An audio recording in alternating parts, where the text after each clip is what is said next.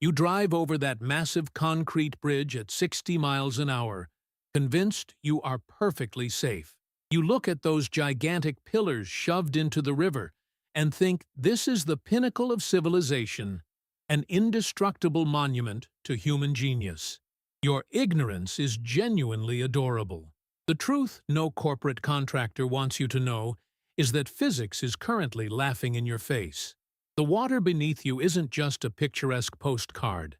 It is an active, invisible predator. Gravity and fluid dynamics are relentless assassins, patiently hunting that billion-dollar infrastructure, just waiting for the perfect moment to strike.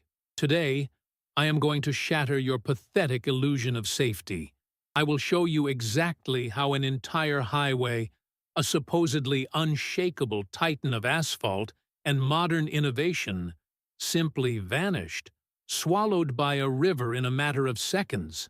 And the most humiliating part, for the arrogant suits who designed it, I won't use a single complex equation to prove how their masterpiece was annihilated.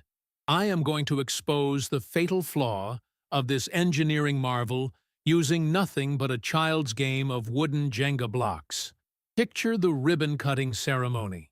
The politicians smiling with their oversized scissors. The lead engineers in their tailored suits patting themselves on the back. They just unveiled a marvel of modern efficiency. A continuous, rigid infrastructure spanning a raging, unpredictable river. The media applauds the sleek design. They boast about how they eliminated the bulky, primitive stone pillars of the past, replacing them with a highly optimized, interconnected web of high-strength steel and tightly packed earth embankments. It's a triumph of cost-effective engineering. But here is the deeply uncomfortable truth that those engineers will never admit in a press conference. This highway didn't collapse in spite of its advanced modern engineering. It collapsed exactly because of it. By designing a structure as a single, continuous, tightly packed assembly, they believed they were outsmarting nature. They calculated the precise distribution of weight, shaving off every ounce of excess material to save millions in the budget. It looked brilliant on a spreadsheet. But out here in the real world, what they actually built was a mathematical suicide pact. They created a massive, unyielding monolith with absolutely zero tolerance for reality. In their arrogant pursuit of innovation and extreme efficiency, they removed the one thing that could have saved lives: a margin of error. Society cheered for a technological masterpiece, completely blind to the fact that they had just funded a billion-dollar time bomb. And this bomb was perfectly calibrated to detonate the very second a single grain of sand shifted beneath the murky water. Let's play a little game. Go into your closet, grab that dusty box of Jenga blocks, and build a tall, perfect tower right in the middle of a muddy puddle in your backyard. Now, take a garden hose. Don't blast it. Just let a gentle, continuous, quiet stream of water flow right around the base of the tower. Congratulations! You are now a lead civil engineer. This wet, pathetic stack of wood is your billion-dollar highway. Those bottom blocks soaking in the mud? That's the foundational sediment, the riverbed, the loose sand, clay, and gravel that the geniuses with the PhDs confidently rested their massive concrete pillars upon. You see, when they shove a colossal obstruction, like a bridge pier, into a flowing river, the water doesn't just politely go around it.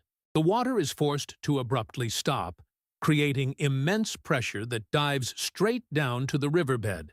It forms violent, microscopic underwater tornadoes around the base of the pillar. The engineers call these horseshoe vortices. You can just call them the invisible executioner. Minute by minute, flood by flood, these underwater tornadoes are actively playing Jenga with the bridge's foundation. They are systematically gripping, twisting, and pulling out the supporting blocks of sediment from underneath the concrete footings, one handful of mud at a time. But here is the truly sinister part, the trap set by modern engineering. If you built a primitive, heavy, segmented bridge like the Romans did, a shifting foundation would cause a visible crack. The stones would sag, warning you to stay away. But remember that sleek, continuous truss design society applauded? The one where the entire highway is bolted and welded into a single, highly optimized, rigid spine. That's where the physics turns into a horror movie. To simulate this, take a bottle of superglue and cement all the top blocks of your Jenga tower together. Make it a single, unbending block of wood.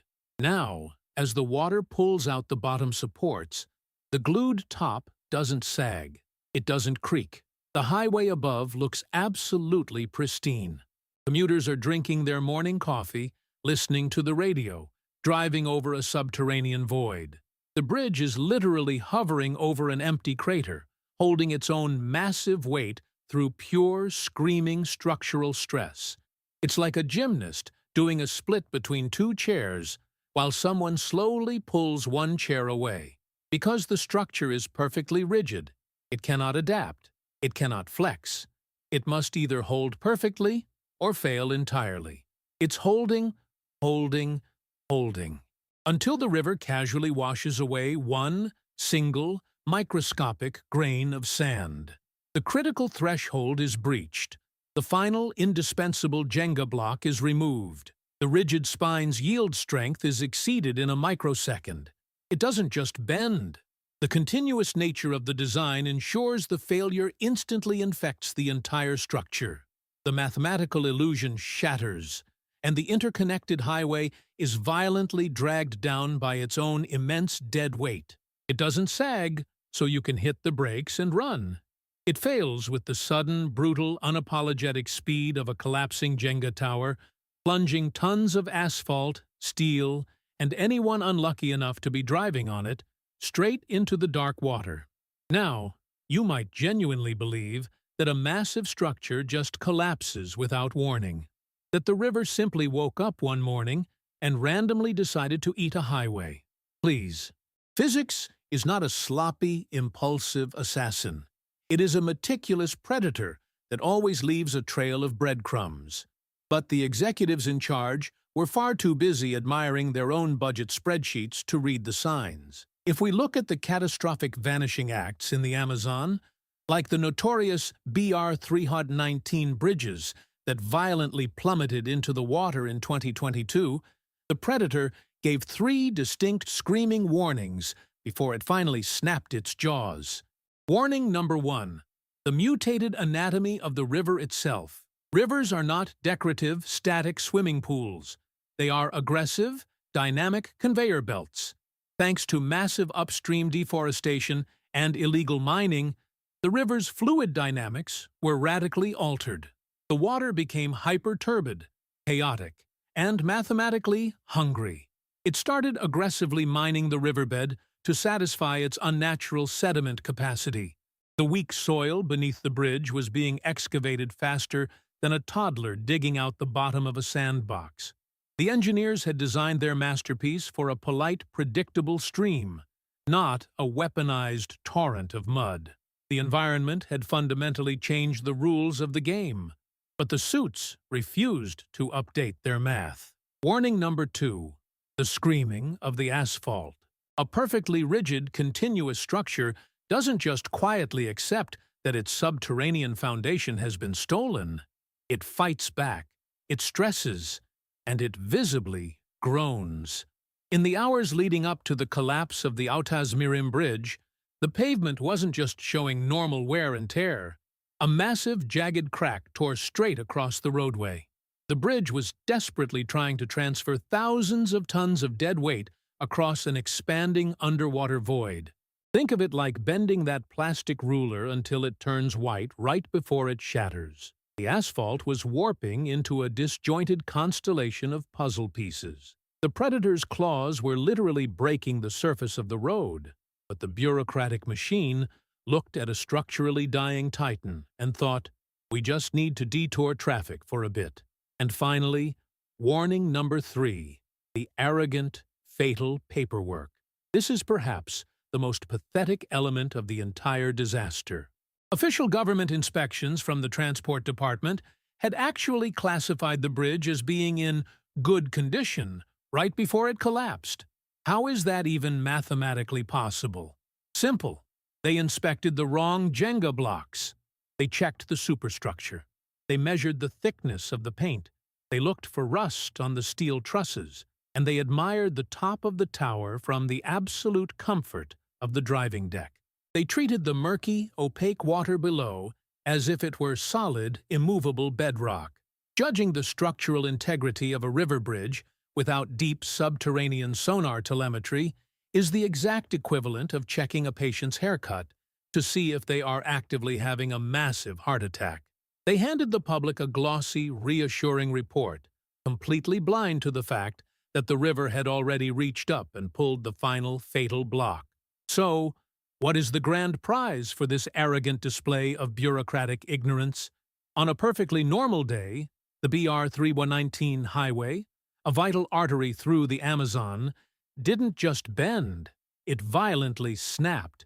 The bridges collapsed, dragging cars, commercial trucks, and entirely innocent commuters into the dark, churning water below.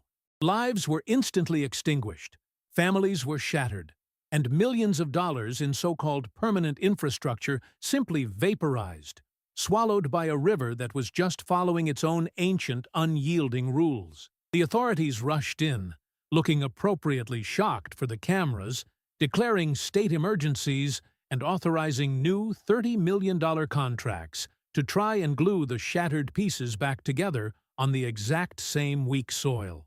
But here is the cold, brutal reality that you need to swallow. Physics does not care about your press releases.